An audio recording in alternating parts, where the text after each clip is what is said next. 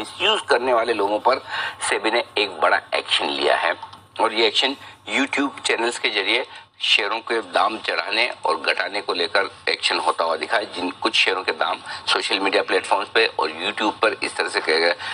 Interesting बात इसमें सबसे ज्यादा है कि इन सब मामलों में जाने माने फिल्म अभिनेता अरशद वारसी, जिन्हें आप मुन्ना भाई एमबीबीएस में सर्किट के किरदार से ज्यादा पहचानते हैं, उनका नाम आता हुआ दिखा और सेबी ने उन पर भी पाबंदी लगाई है, उन पर, उनकी पत्नी, उनके और साथियों पर।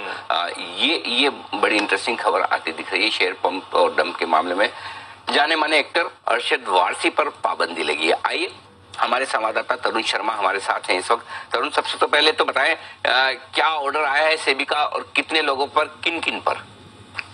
देखिए सर, ये जो ऑर्डर है ये YouTube के जरिए जो एक वॉल्यूम क्रिएट किया जाता है अपनी वेबसाइट पे, और उसके बाद और उससे पहले कुछ शेयर्स को खरीदा जाता है, और जब वॉल्यूम क्रिएट हो जाता है लोग उस शेयर को खरीद लेते हैं तो उसके बाद उसको बेचने का काम किया जाता है। ये जो पंप एंड डंप, जिसको एक डेफिनेशन सेबी ने दी है, उसको लेकर ऑर्डर पास किया है।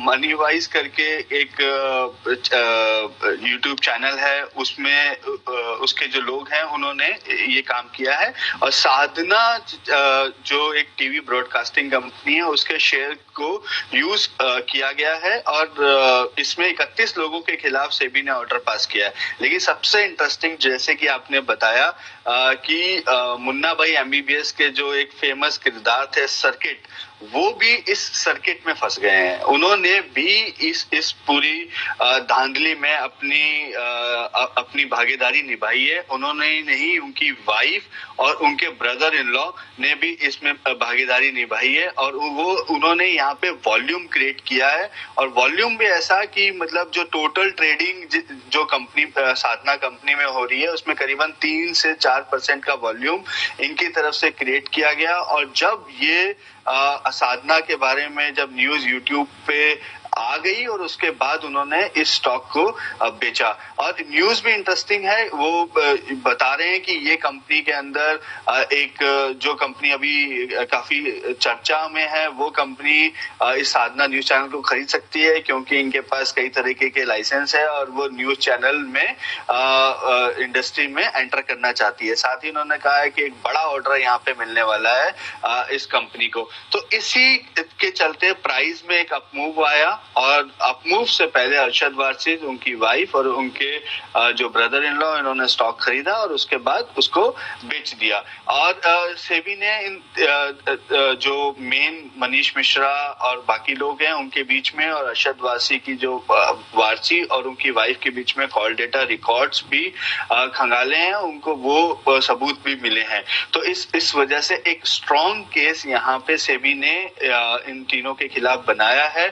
तो सेबी ने आज 2 ऑर्डर पास किए, लेकिन जो साधना जो स्क्रिप्ट में जो पंप एंड डंप का काम हुआ है उसमें अरशद वारसी और उनकी फैमिली की इन्वॉल्वमेंट सेबी ने पाई है। तो यूट्यूब चैनल के जरिए 2 स्टॉक में जो पंप एंड डंप का एक्शन हुआ उस पर सेबी ने बड़ी कार्रवाई की है। पहला है साधना ब्रॉडकास्ट। साधना के नाम से कई कंपनियां, तो आप कंफ्यूज न हो।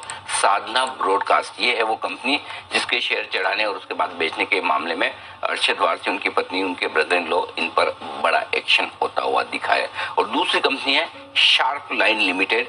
इस मामले में 14 अलग अलग लोगों पर पाबंदी लगी है।